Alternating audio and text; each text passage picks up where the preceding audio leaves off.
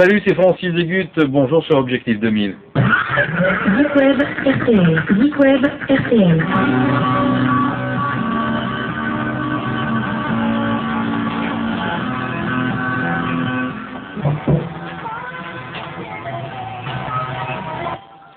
Radio, c'était les Corrs. Geek RTL.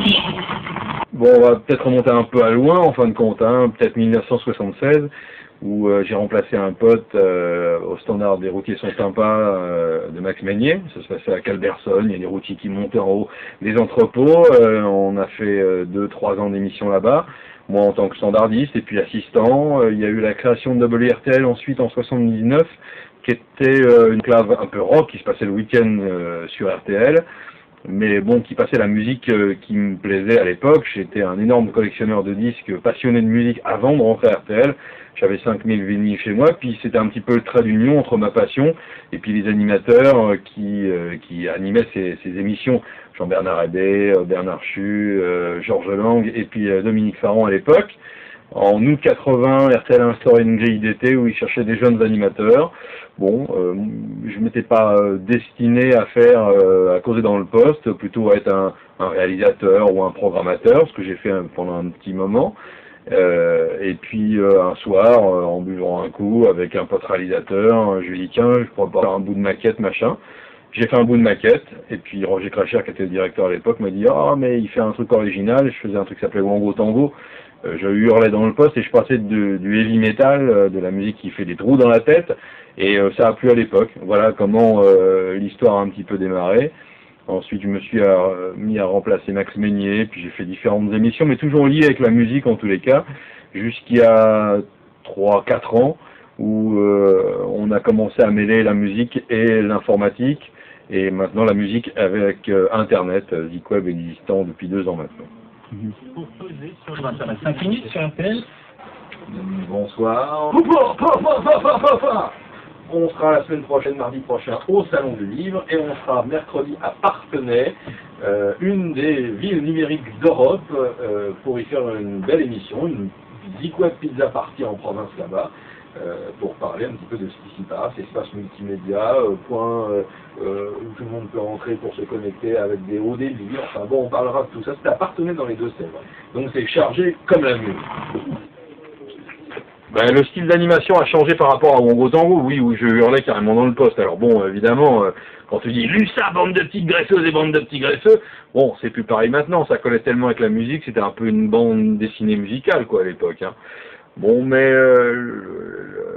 l'animation reste la même. Je crois que quand on travaille un petit peu la nuit ou en soirée, on est plus proche des gens et le ton, il n'est pas forcément celui qui est imposé un peu en journée. On doit être un peu plus hop, youpi, youpi, ta ta ta ta ta ta ta ta. Bon, on l'est un peu le soir, on déconne aussi en même temps. C'est plus un ton de proximité, quoi, où on sent vraiment les gens de l'autre côté. Et les gens nous sentent aussi, reçoivent des informations, des sentiments de temps en temps, des pulsions de temps en temps, voilà un petit peu. Enfin bon, il n'y a pas vraiment, à vrai dire, enfin en ce qui me concerne, un style d'animation, puisque je suis un peu comme ça en dehors et un peu comme ça en dedans. Voilà, bon, alors je m'impose une rigueur pour rendre à l'heure pour les infos, pour passer les pubs, pour passer les disques, et puis entre, bon, ouais, c'est une sorte de mix un petit peu de ma passion pour la musique, d'information, ma passion pour Internet aussi, des informations sur Internet, et puis avec le sourire, quoi.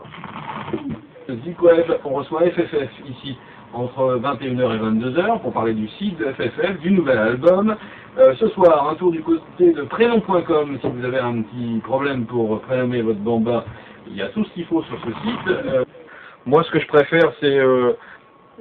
je vois avec le recul maintenant, hein, il y a beaucoup de mecs qui sont entrepreneurs ou bouchers ou coursiers, mais je commence à le sentir un peu plus dans le milieu d'Internet, parce que beaucoup de PDG, entre guillemets, de gens qui font Internet, écoutaient Wango Tango il y a une quinzaine d'années maintenant, une dizaine d'années, et ils écoutaient ça sous une couverture, avec un petit écouteur, une radio pourrie, et même avec ce son pourri, il passait quelque chose. Et ils viennent me le dire maintenant en me disant « Tu m'as fait découvrir tel ou tel groupe, j'ai passé des bonnes années quand j'étais à l'internat en t'écoutant. » Bon, je crois que la plus belle récompense pour un animateur, c'est ça, quoi. C'est que le mec, 5 ans ou 10 ans après, vienne te dire « Bah, t'as accompagné un bout de ma vie. » Pour moi, c'est mission accomplie. La Formule 1. Dis donc, tu vas jongler avec le plus grand.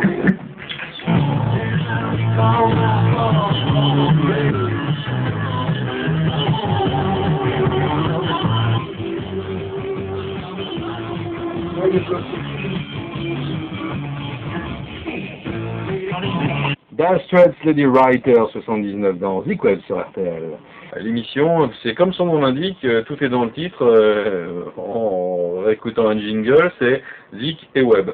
Donc musique, bon, qui est tendance classique rock, rock et pop rock, et puis le net dans ses grandes largeurs, en fin de compte, parce qu'on n'est pas tellement technique.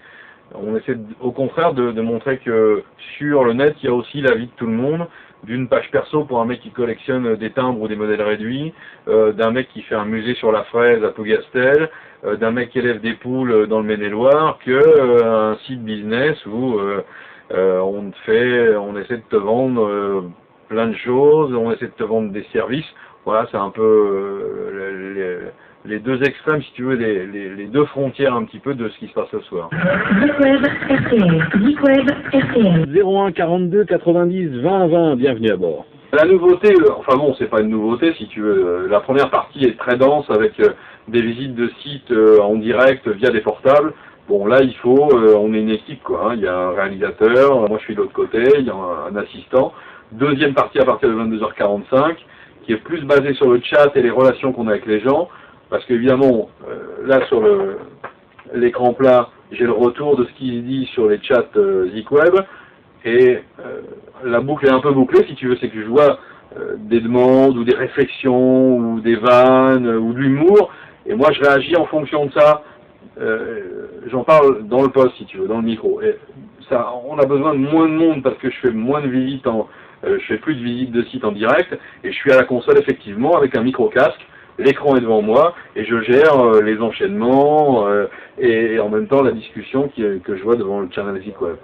Je suis sur le site prénom.com, notez-le quelque part, www.prénom.com. Par exemple, la législation sur les prénoms. Ça n'a pas toujours été évident en France, cette rubrique ne concerne que la France pour l'instant, je suis en train de lire un petit peu. Hein.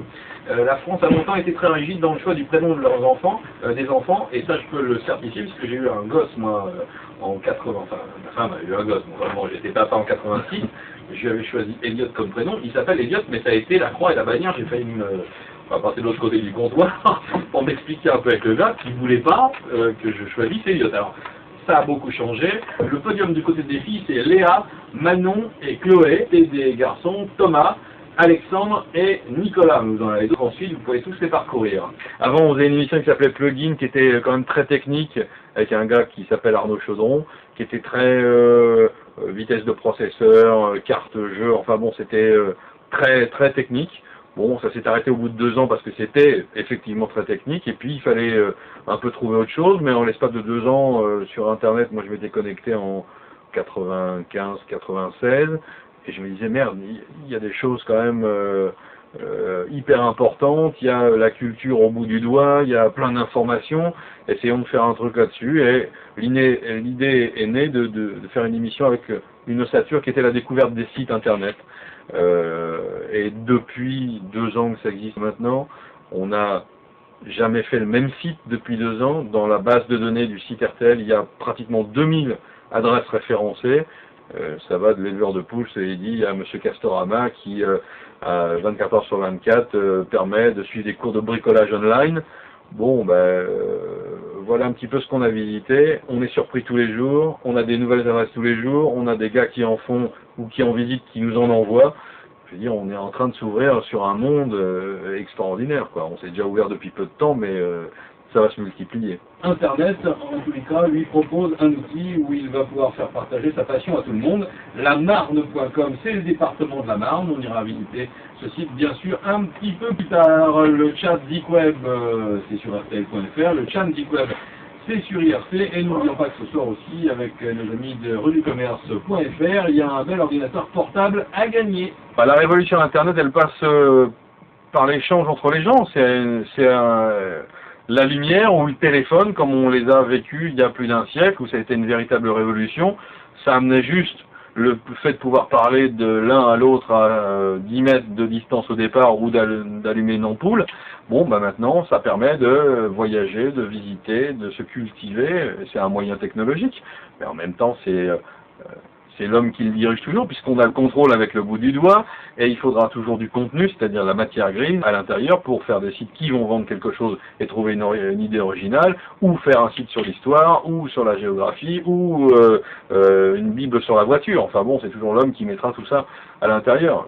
L'explosion Internet, bah oui, bon, on est chez soi, et on peut absolument tout voir et tout faire, c'est-à-dire on peut voir un lever de soleil avec 3 webcams qui sont placés de manière différente sur le globe, on peut acheter une revue, un bouquin, une pièce pour une voiture qu'on ne trouve qu'aux États-Unis ou en Angleterre, tout ça livré dans des délais qu'on n'aurait pas pu espérer avant en achetant en France. Bon, moi je veux dire, tout est là, quoi, hein.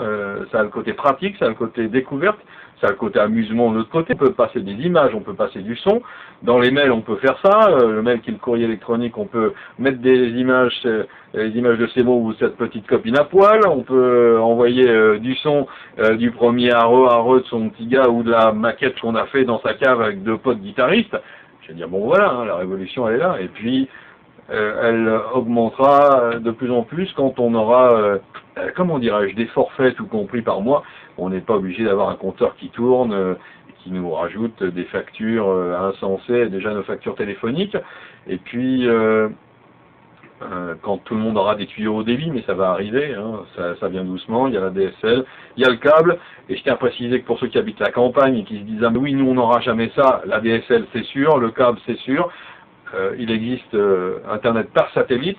J'ai eu un mec qui a 15 jours, il habite dans Limousin, ils sont 5 à habiter un village, ils ont 5 paraboles satellites, les 5 captent de la télé, et un d'entre eux a un décodeur pour capter le net via le satellite. Ça lui coûte 100 balles par mois d'abonnement, ça lui a coûté le prix du modem, et ça lui coûte la facture de France Télécom. Ça fait peut-être un peu cher en tous les cas, mais quand tout ça sera un peu plus accessible, et que le marché sera ouvert à tous les concurrents, on aura forcément des prix en baisse. Et c'est pas parce qu'on habite la campagne qu'on ne peut pas être connecté sur Internet. C'est pas simplement le fait et le privilège des grandes villes et des villes. Je crois qu'il va falloir rencontrer des gens qui ne se sont jamais rencontrés auparavant. Moi, je vois dans l'émission le soir avec les chats, les espaces les salons de discussion qu'on a, ça a désenclavé des gens qui habitaient des toutes petites communes et qui n'osaient pas sortir ou étaient un peu timides. Ça fait rencontrer des gens de cette manière, plus que de l'amitié, sont créés des couples et de l'amour. Moi, je l'ai vu sur le chat Geekweb. Et puis, c'est un autre moyen de communication. Il faut savoir bien l'utiliser, il ne faut pas en avoir peur. Au début, ça fait un peu peur, donc on crie au loup, au gars, oh oui, mais sur Internet, on ne peut pas payer par carte bancaire. Sur Internet, il y a ci, il y a ci, il y a ça. C'est ce que la télévision a voulu montrer il y a 2 ans. Hein. Chaque fois qu'il y avait un reportage sur Internet, en ouverture de journal, c'était pour montrer le nazisme, la pédophilie. Ok, tout ça existe, mais c'est 0,x% comme dans la vie réelle. Hein. Moi, Internet, je vois du positif dedans. L'échange entre les gens, le commerce, il ne faut pas évidemment que le commerce prenne une trop grande part, ou se créera peut-être un Internet 2 qui sera uniquement réservé au commerce, et puis un autre Internet qui sera réservé simplement aux gens qui ont envie d'échanger des idées ou simplement de discuter. On arrivera peut-être à une saturation des communications à un moment ou à un autre.